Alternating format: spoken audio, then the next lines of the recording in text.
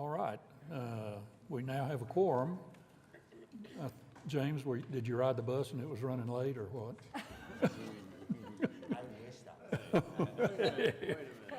All right, well, I'll call our meeting to order.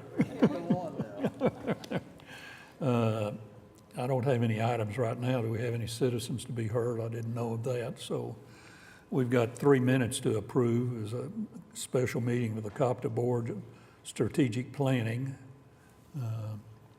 Any questions on that? Minutes?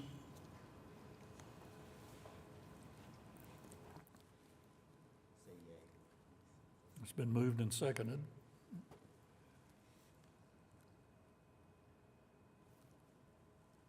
Okay.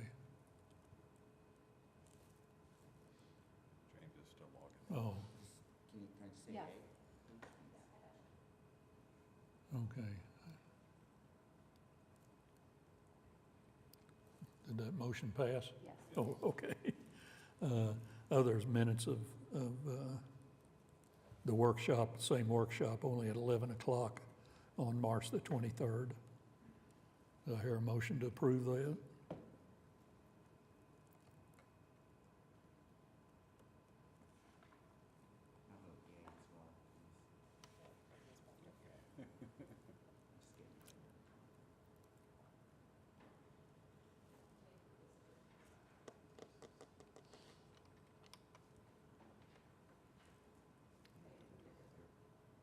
Oh, they approved as a group. Okay. Okay, so that was That, they approved as a Oh, group. those so two. all the Oh, okay. minutes- All the minutes approved at once. Oh, all the minutes, all right. All right, this may be a record for a meeting, but with our consent docket and individual consideration, there's quite a few items on the consent docket. Are there any that any of the trustees would like an individual discussion on? Or any of them you'd like to say anything about, Jason? No, sir.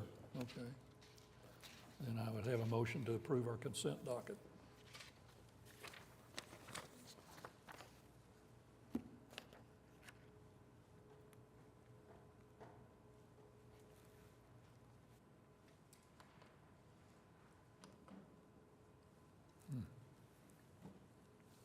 All right. Motion passes. All right, our items for individual consideration, we've got a goodly number of those, and Jason's going to, on some of the short ones, try to keep his comments to a minimum. But items A, D, and E, Corey is going to speak on, and we'll let him speak on each of those items, and then we'll vote on them as we get there in order. Good morning, everyone. This is a resolution rejecting bids for our Regatta Park improvement landing, or improvements to the landing. Plain and simple, the two ad alternates were not included in the bid documents, so we got a single bid. We got single bids for all three items. A reminder, add alternate one. Base bid includes cleaning of all celestial glazing and stops. The add alternate would replace all of those items. Add alternate 2, base bid includes selectively addressing existing damages at the mid-level pathway. The add alternate would remove the damaged bricks and the adjacent areas and replace. Let's see here. Other improvements would be the parking lot. We'll do a full mill and replacement of the fence, of the asphalt, replace the fence posts, cable barriers, and then restripe the parking lot. The landing area and damages. In the landing area, the damages in the worn grout, mortar, and stones in the walls of the building and facade will be removed and replaced. And then building improvements to include a thorough cleaning of the outside, removal and replacement of damaged joints, removal and replacement of metal grills, doors, jams, and bathroom fixtures. Total estimated cost $340,000. Any questions on that item? Okay. Item D is a parking agreement with the Oklahoma City for city employees and city vehicles in the Arts District Garage and Sheridan Walker Garage, along with discounted parking for visitors to the city in both garages. Sheridan Walker Garage currently has 375 employees, and Arts District Garage has 242. When you multiply that by our current rate structures, you're looking at just under $1 million at $986,000. This does not include additional employees being hired to park in those garages. Okay. This is a new agreement. It's a parking agreement with Life Church Operations, LLC. They want to have two conventions at the Oklahoma City Convention Center, one in late September of '22, and one in late October in '23. They wanted to lock in our current event parking rates at $10 per day with in and out privileges for those two events only. Total revenue would be $26,000 per event, estimated revenue, so total of $52,000 over a 2-year period. Do they pay that up front for, as each one comes along? We'll do that in the rears on this event, as they want in and out privileges, and some folks will park for 5 days and that are managing the event, so to speak, and then some will park for 3 days that are attending the event. So I thought it best to charge them in the rears. So they'll have a card or whatever to get in and out, and Yeah. we'll track it that way? Yeah, we'll give each individual a parking ticket that will work just like your monthly access card in and out privileges for that short window of time. Yeah, okay. All right, any questions by any of the trustees on that? All right, thank you. Then I would have a motion to approve item A.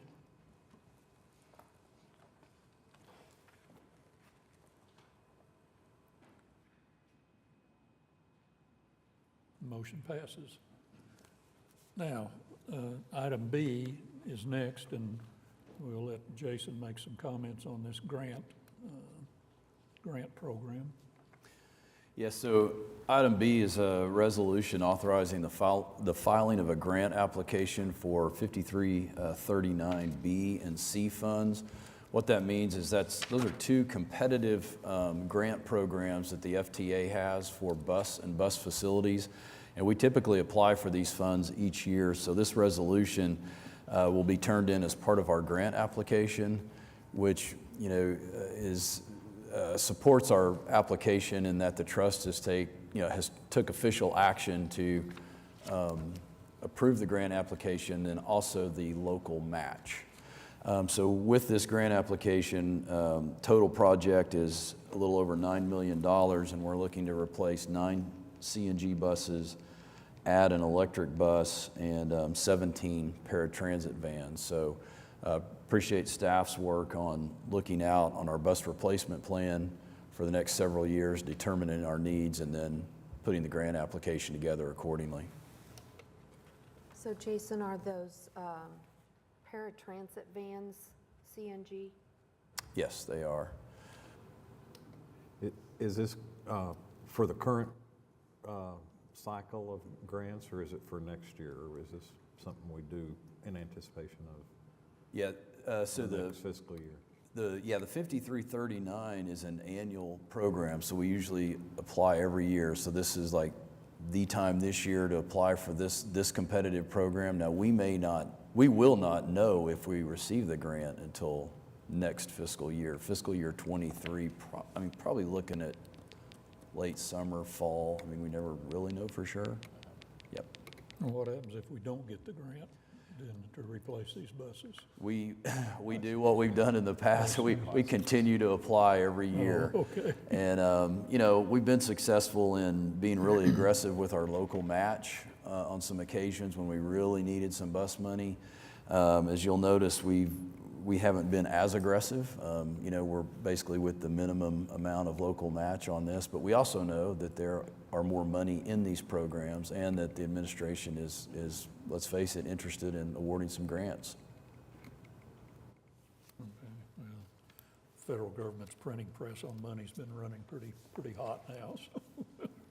All right, any questions? Then, we have a motion and a second. All in favor? Aye. Motion passes. Thank you. Item C is a resolution in support of adding new service for improvements to the West Village Sub-District Zone. You might just explain that briefly. But Yeah, this is one we needed to bring to the trust because CODPA owns property, the Sheridan Walker Parking Garage, within the current bid district. And the bid is looking to expand west to the West Village. There's actually an image or a map in your packet that will show where that expansion is planned, but basically goes over to Classen, goes, you know, basically think of Sheridan out to Classen and then go north to Main Street and then south to California. That's roughly the expansion area. So the bid has asked for a letter of support for expanding that, and in order for us to submit that back, we needed trust approval on it. All right, do I hear a motion to approve?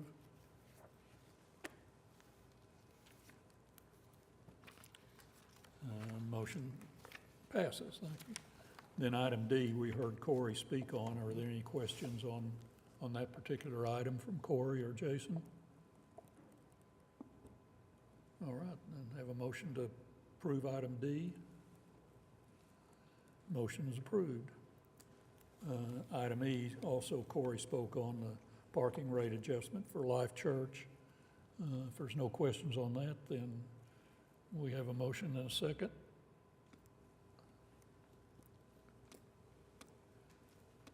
And motion is approved. Item F is professional service agreement with EAN Holdings for van pool service from 2022 to 2027. Yeah, so this item here is a new agreement with Enterprise, as you mentioned, Mr. Chairman, for van pool services. And I know that some of the trustees are familiar with van pools, others may not be, so we wanted to include this item on the individual docket and remind the trustees that, you know, we had entered into van pool agreements with Enterprise several years back. Obviously, or for obvious reasons, in 2020 in particular, those van pools were discontinued, and now we're looking to resume those. Our van pool client previous to this contract was primarily Boeing. I think they had a couple of van pools that we helped set up for them. So we're looking to put this contract in place with Enterprise, resume our van pool services. We would expect Boeing to be one of those customers, if you will, and we have received some interest from approximately 3 or 4 other entities that are wanting to talk to us about van pool. And again, just as a reminder, the way the van pool works is the transit agency pays for a small portion of the vehicle and associated charges. The participants of the van pool, think of it as a carpool, so the participants of the van pool pay the primary share of those costs, but at the end of the day, you have a group of, say, people that work at the same employer, all traveling back and forth to work in a vehicle that we're able to provide through this contract. So the advantage to us, besides fulfilling our mission of world-class transportation, is that it does contribute to our formula funds because those miles that people drive in those van pools are counted as revenue miles for our formula calculations. So are we actively seeking out partners in this? I mean, I heard you say we have a few other companies that are interested, but, you know, offhand, I'm thinking of Paycom, Amazon, Tinker, that those would all be high-volume Yep. employers that might benefit from this program. Yeah, in fact, one of the names you mentioned is on the list. And so, yeah, that's always been the intent of the van pool, is to really market it to major employers, like ones that you've provided examples of. And so with our new community engagement liaison coming on board, we would expect that to be part of those duties where we have, and that's the other thing about Enterprise, they're really good at supporting those outreach efforts. So if we can get our foot in the door, talk to them about Embark, public transportation, and also this van pool option, then Enterprise provides kind of that backroom support of finding out who's interested, plotting their addresses, if you will, to try to create these van pools or car pools, if you will, that make sense. And it's a good partnership that way, and that's what we plan to do. Explain how it works exactly when you say van pool. Is it? Yeah, so the way it works is with this contract, Enterprise provides a vehicle. And if you remember, I think the last vehicle we were able to show the trustees was maybe a little Traverse or something, but basically a little SUV. We wrap that vehicle with some Embark logos, and then that is provided to, let's say, a group of, I'll just use an example, 4 people that work at a particular location. One of those people is nominated as the captain, if you will, the van pool captain. They're the ones that do all the driving, and they're allowed a certain amount of personal miles on that vehicle as, I guess, taking on part of the responsibilities of that driving. And then based on the mileage of that van pool, if you will, the commute mileage, Enterprise will help us determine a rate to charge the participants. So, generally it works out to be roughly $100 a month. The ones we've set up, generally $100 a month to pay for being part of that van pool. But again, that covers all the maintenance, the fuel. It's kind of a turnkey operation. Then does the driver pick them up at their house each morning? Yep. Okay. Yes. Yeah, just kind of think of it as a carpool, only Okay. we're providing the vehicle, and as a transit agency, we're getting credit for those revenue miles in our formula funds. Then an insurance question, who covers the driver? The insurance, yeah, it's provided through the contract with Enterprise. with They don't pay any, like Okay. a van pool participant doesn't pay anything separate for insurance. But it's not through the trust? I No, mean, not it's- through us, no. And so how many vans are operating now? Well, currently, there's none. Once we put this contract in place, hopefully we can restore the ones we had at Boeing, which I believe were 2 vans at one time. And then, like we were talking about earlier, the idea is to try to promote it to some of the other major employers. And it's a really good answer for us, too, sometimes when you have a major employer, and since you mentioned Paycom, for example, they're kind of out on the fringe of the city. They're not really within our fixed route bus service coverage area, but it's still a public transit option, if you will, that we can provide and offer for commuters. Well, I think Paycom would be a logical choice with their employees. Probably a lot of them live pretty close to their headquarters out there, so, all right. All right, any other questions? I have a motion. It's been moved and seconded. And all in favor, it's approved. Item F. Item G is to reject bids for security fencing for Embark's headquarters. Yeah, so with this item, we'll, reject some previous bids that we had received from some fencing providers that did not include all of the required federal clauses that we require when we are encumbering and spending federal funds on projects. So essentially rebid that, and so 2 things: reject the bids and then award a contract to Blue Sage Services, a fencing provider, if you will. little bit of background on this is as part of our formula funds that come to COTPA each year, the FTA requires that 1% of those funds be allocated for security improvements. And so we've worked closely with our partners at TSA and our partners in Oklahoma City Police Department.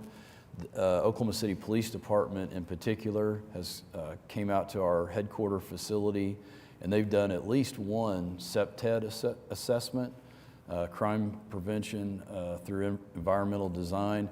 Basically what they do is they come out and look at your facility and say, hey, here's some vulnerabilities, here's some things you can do to make it more secure.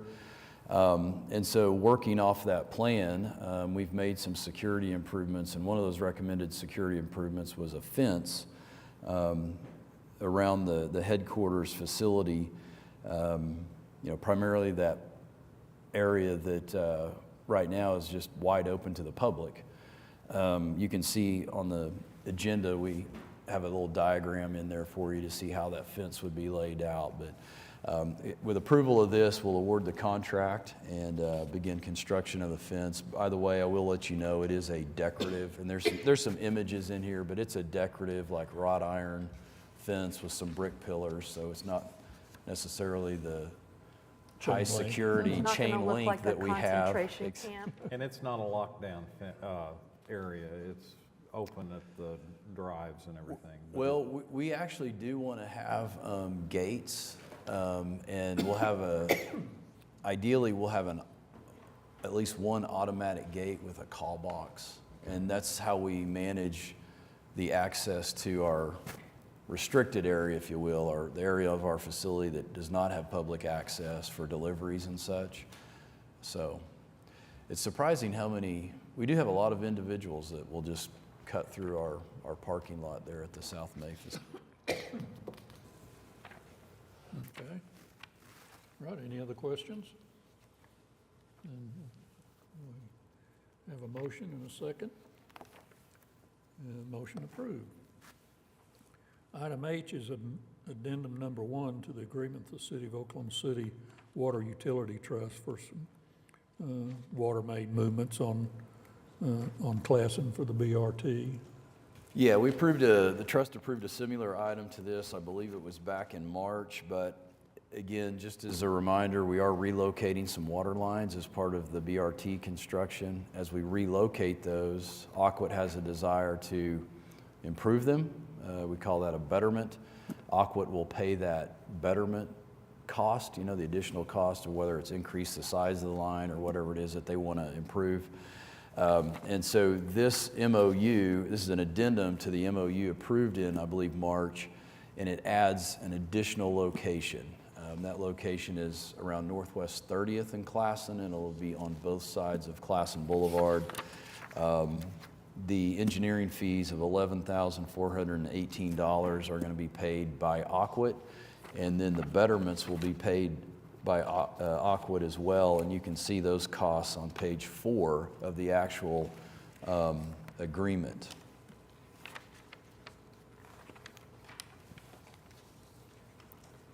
All right, any questions?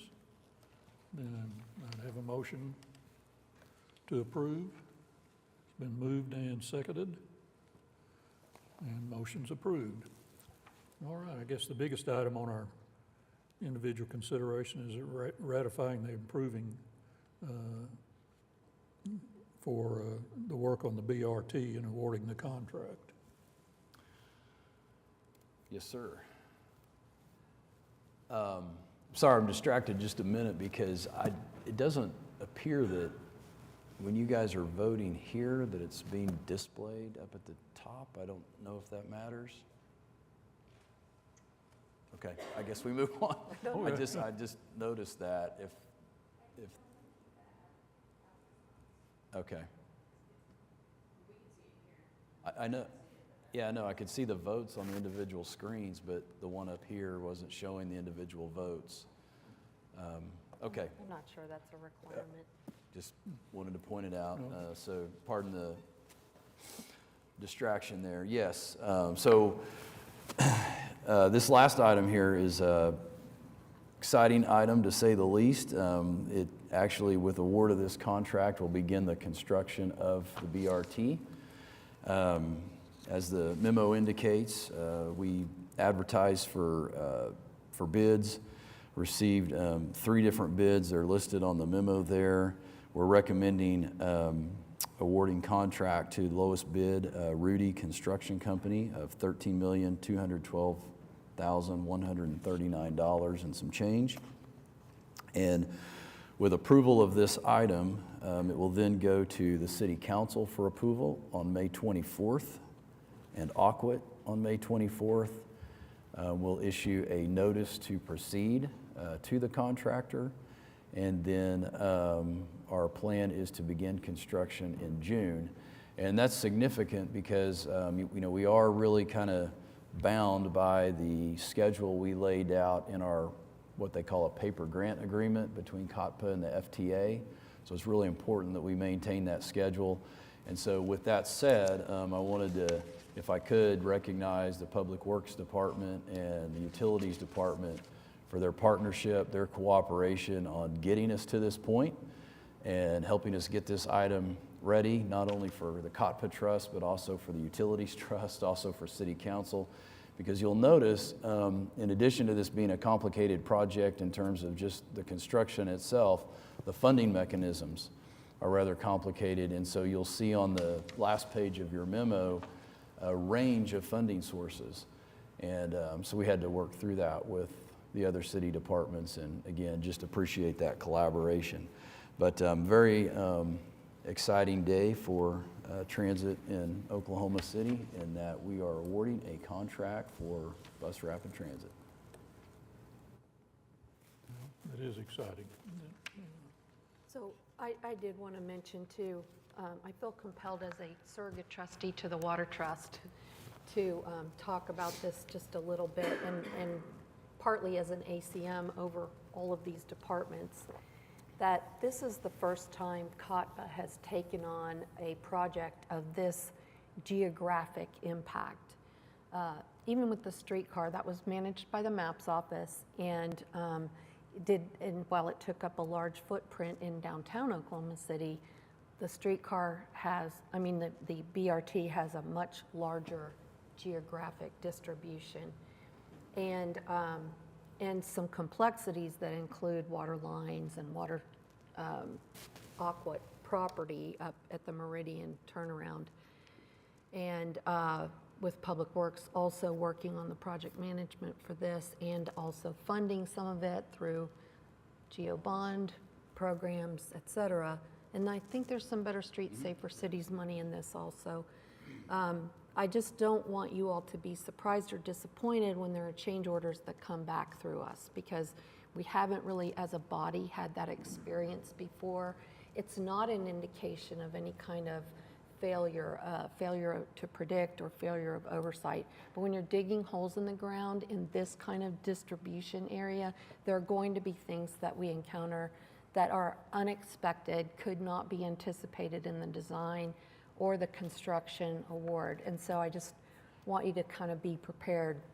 I talked to Jason about it the other day as this agenda item was coming forward, and said we just need to be on guard, because there will be things, and with so many public bodies needing to vote on this, time will be of the essence as we're working on this project. So I just wanted to kind of give you a preparation mentally for that kind of project. It really is such an exciting day, but there will be a lot of things that go into this, a lot of coordination. I know one of the projects we had before, when one of the contractors said, we run into something digging in the ground, if they just let me fix it before I had to go get it approved everywhere. I know. Do we give any flexibility to the contractor to? So I won't say to the contractor, but we have taken some fairly minor risks in the past with bringing change orders that can be ratified. Sometimes the contractor's willing to take a little bit of that. It is a financial risk though, so we are always on guard about that. We don't want to, a contractor's not willing to take a several $100,000 No. risk, for example. But if it's a $10,000 risk, they might be willing to do that. Yeah, if So they can repair this and Yeah. move along. we just have to really be careful about that as we go forward, because we don't want to undermine those public bodies' rights and responsibilities to take those actions. Does Jason have any flexibility on small change orders to approve them without going to the trust? Or I'd say the city engineer has more The city flexibility engineer, than Jason does. okay. Yeah. So he could, if it is a fairly minor, I don't know what minor is, but that he could approve it and let them keep getting along on the work and get the job done? He could allow them to take the risk. Yeah. He could negotiate with them Oh, to okay, take the risk. take the risk. And it's state law governing public construction projects that guides that much more than any other authority granted to a department head or something like that. Well, you've been Yeah. in politics a little too long Oh, to put sorry. this explanation of a little risk or Sorry, something. yeah, I'm used to just doing the risk. Yeah. All right. Any other questions? I know. Then we have a motion and a second. All in favor say aye. Motion passes. Well, that isn't exciting for us to get started on this. Next item is ratification of payroll and vendor claims. Any questions by any of the trustees on any of those claims? Then I'd have a motion to approve. Motion passes. All right, our financial reports, Jason, have you got any comments on? Yes, sir. Yes, sir, I have a few comments Okay. that I'll share with you. So starting with page 2, we'll take a look at our transportation operations. And so through March, basically 9 months of the fiscal year, you can see that our revenues exceed our expenditures by about $1.9 million on the transportation operation. So there's a few things I wanted to point out about that. One is on this particular budget to actual, we've now updated the budget amounts with the amendment that the trust recently approved, so that you have a better context of, how are we doing compared to not the original budget, but the one that the trust approved to be amended. So that's one nuance I wanted to mention. The other one is really primarily related to our revenue sources. And if you'll notice, the federal grant revenue, kind of right there in the middle of those revenue line items, you'll see is about it's shown to be $918,000 over what we had expected or what we had budgeted. And the reason for that, and I'm pleased to report, we were able to take our first American Rescue Plan, ARP money draw. We did not budget that this year because we really weren't sure how the timing of all that would work out. And of course, we are getting a little bit late in the fiscal year, but we were able to get that grant process, get it approved, and begin drawing on those funds to support our operations. And we know from discussions with FTA in particular that although there is a lot of flexibility with those funds, they really are out there for transit agencies to be able to support operations during the pandemic environment we've been running into, or we've had. Our fare revenue, for example, is still significantly less than where it was 2 or 3 years ago. We still have more expenses, if you will, than we did 2 or 3 years ago, just with the environment that we're operating in now, plus, as we know, rising costs in just about every other category.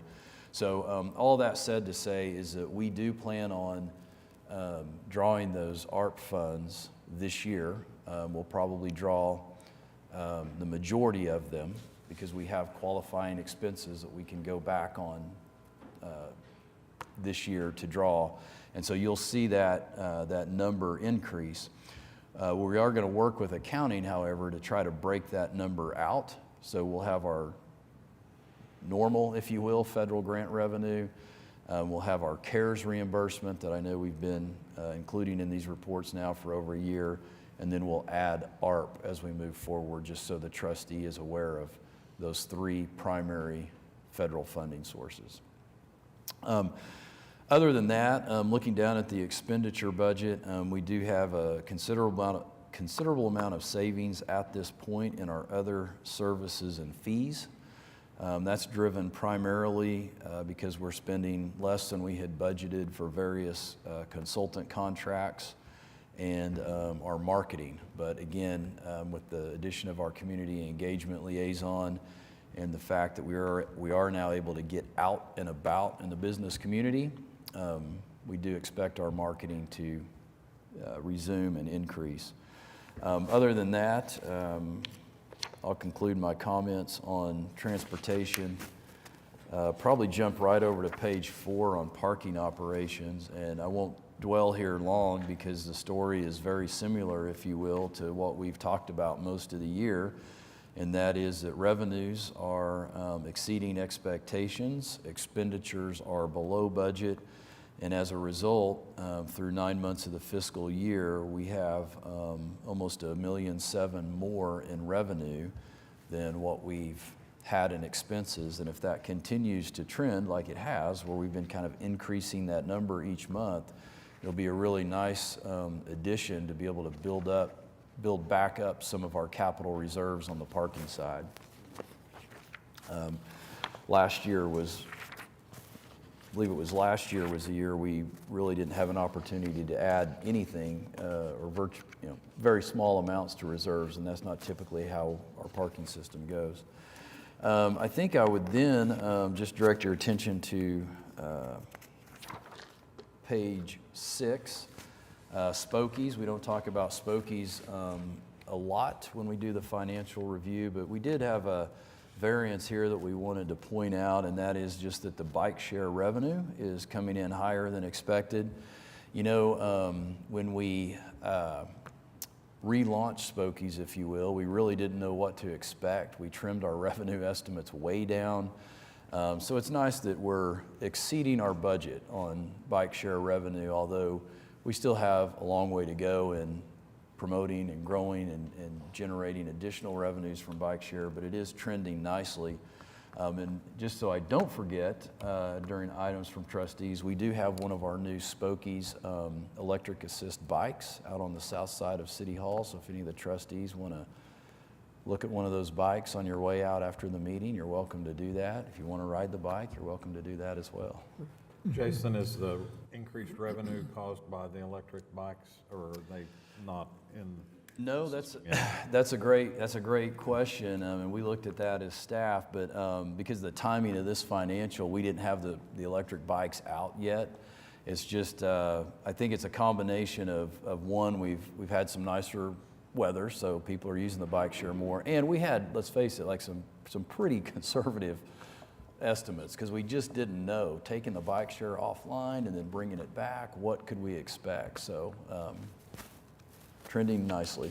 And then finally on Streetcar, page 7, again, I'll probably just direct your attention to our operating loss or income line there. You can see our revenues are in excess of our expenses by $47,000 through March.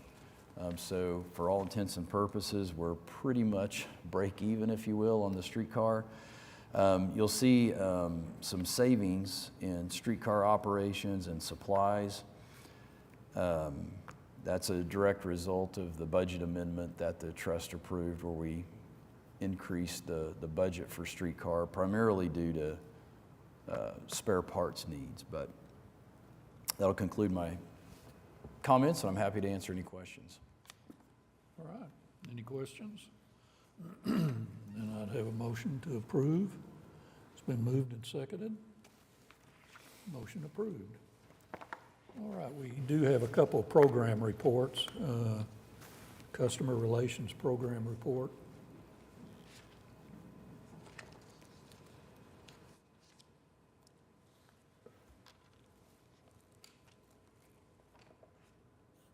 Good morning. Good morning.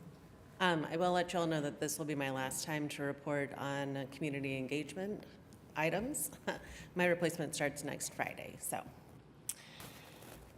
ready. But you're not leaving. I'm not leaving. Nope. sticking around. Won't let you. So this is for the last 3 months. The Congress of New Urbanism was in town, which is a really big deal that we were selected as the city. So Jesse Rush and I did basically like a 4-hour hop on, hop off the streetcar tour. One of the locations that we hopped off was Clarity. We talked a lot about Oklahoma City being like very car-centric, how the streetcar was a big deal with public transportation. We talked a lot about transit-oriented development. It was 30 people on the tour. It was really fun. So that was a nice event.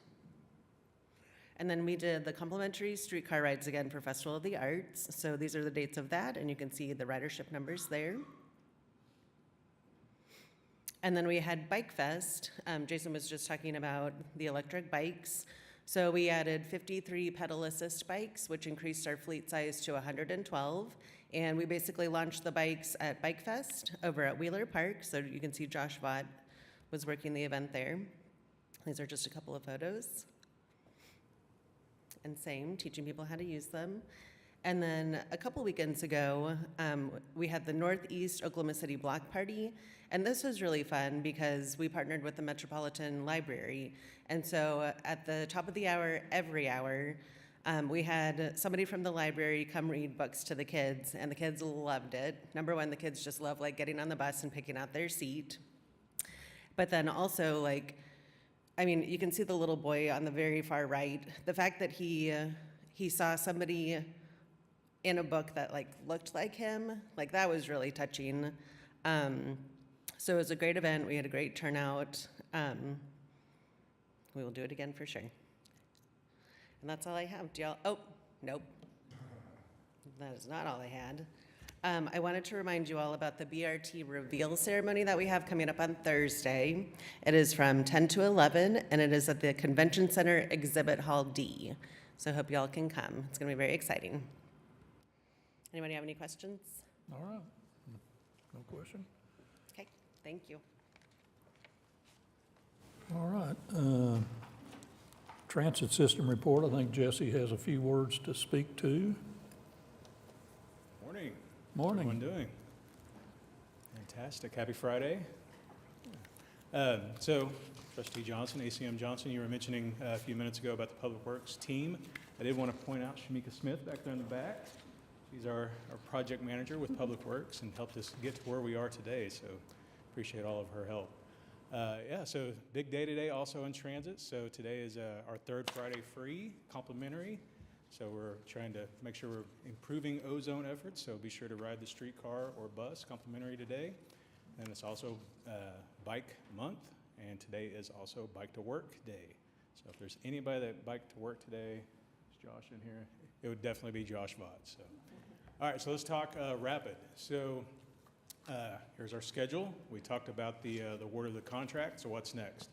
All right, so we're going to quickly jump into construction and hope to have our groundbreaking very, very soon. Next slide will be a red line that pops up. That's where we're at. So I've shown this to you guys several times, so I don't want to dwell on it too much, try to speed the process up here a little bit. The next slide shows the progress of our BRT buses. So we are complete with 8 of those buses. The 9th bus is nearly complete. Again, so like Kristen mentioned, our very, very first bus is actually in transit to Oklahoma City. We'll be receiving it Saturday, where we're going to get it nice and polished up and get some tire dressing on the wheels, getting ready for the big reveal coming up this Thursday. Again, like Kristen said, our big reveal at the Convention Center this Thursday from 10 to 11, and then the transit showcase in the afternoon, 1 to 3. So we'll be essentially showing off all of our different modes of transit, right? So or our different vehicles. So we'll we'll have our BRT bus present, we'll have our electric bus, one of our brand new CNG buses, our Palomar vehicle, and also one of our paratransit vehicles. So it'll be a great showcase for everybody to come see what we do. There's a quick update on the BRT, and I'll quickly move into our transit update. Jesse, before we move off of BRT, is that rapid schedule, the construction schedule, is that on our Facebook page, on our website, with maybe real-time red line in it? That schedule? We can update our website for sure, yeah. Yeah. Yeah, and I assume whenever we post the award of this contract on our website, we'll include that schedule too. Great, Yep. Yeah, great. high-level schedule, Yeah. milestone schedule, yep. Yeah, great suggestion. Okay, so this is our average weekday ridership for our fixed route services. So you'll see here in March that the blue line is our current weekday service, right around 7,100. When you look at compared to 20 of 21, it's an increase of 21%. And then when you look at March of 2020, it's an increase of 11%. So we continue to go up. Good stuff. Our next slide here is our weeknight services, again, for routes 5, 11, 13, 22, and 23. So our ridership for March was a total of 7,194, and our average nightly passenger count was 270. When you compare that to March of 2021, that's a 22% increase, and when compared to March of 2020, a slight decrease of 27%. Next slide here is our plus ridership. So in March, we saw an average daily ridership of 134 passengers compared to March of 2021, slight increase, and then when compared to March of 2020, nearly a 5% increase. So again, continuing to see increases across modes of transportation. And then our next one here is our mobility management. Again, this is really a conglomerate of all of our mobility management services with a daily average of 371 passengers in March, a slight increase or a pretty significant increase of over 2021, nearly 17%, and then a huge increase over 2020 with nearly 88%. Before we move on from this slide here, I did want to take an opportunity to recognize someone in our crowd, obviously Marilyn Dillon managing our mobility management, but Stephanie Davis. You guys have heard a lot about the Climb Ride program in the news lately, essentially reuniting families through the DHS program, removing that barrier of transportation, making it easier for families to be able to go to the counseling sessions that they have to go to and things like that for DHS. It's essentially Stephanie Davis's baby, right? So she has really seen this from the beginning all the way to the end, managed the whole program. I just wanted to say thank you for all your hard work and everything that you've done for that program. It's a huge program. Looking to try to continue that. Our next slide here is for the Streetcar Ridership. So March of 2022, we saw nearly 22,000 for the entire month. Again, continue to see increases across the board for transit. So nearly 27% increase over last year and nearly a 63% increase over 2020. I think everybody knows Joel Garcia, but he's also in our crowd. I wanted to give a shout out to Mr. Garcia back there. He's our new streetcar manager, taking a huge burden off of my shoulders. So very, very happy to have him on board. So thank you, Joel. And also streetcar related. So we actually just last night got back from Milwaukee. So the Community Streetcar Coalition was held in Milwaukee. It's been virtual for the past 3 years. So it's the first time seeing everybody again. We were there for the past 3 days looking at their system and also making those connections. There's been a lot of turnover in the streetcar department. Detroit and Cincinnati have seen new program managers there, so we, again, connecting people within the streetcar community, also within the vehicle community. So there's a lot of us that have the Brookville vehicle, and we're making those connections. And happy to be back, though. Oh, do have to give a plug. So next year, 2023, Oklahoma City's big opportunity to host the Community Streetcar Coalition. It is coming here. It's a small system or small conference. It's about 200 to 300 people, but still, it's a huge opportunity for us to showcase our system and what we do here in Oklahoma City. Very, very excited to have them. All right, so our next one here is Spokies. So if you look at March there, so slight decrease there. So March of 2022, we saw over the month, we saw 203 rides. 60% decrease over 2021 and a 50% decrease over 2020. So obviously anytime you see a decrease, we're like, what happened? So Josh went back and took a look at the numbers, and what we determined was that March of this year, I don't know if anybody remembers, it was very cold, right? So when it's cold, people tend to not go out on the sidewalk and also tend to not get out and ride bikes. So we're looking to see that improve in April. And we'll just continue to watch numbers and do what we can to promote the service. That is it. That is a transit report for March. Happy to answer any questions. All right, good report. All right, appreciate it. Thanks, everybody. All right, thank you. Any questions by either? Oh. Not, there a motion and a second?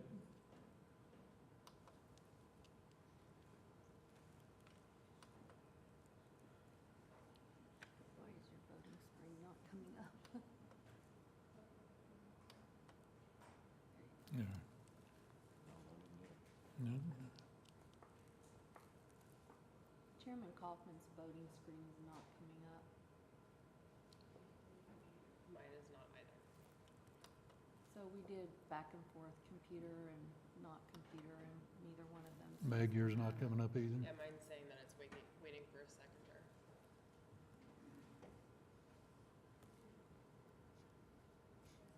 So it just slowed down things and stuff.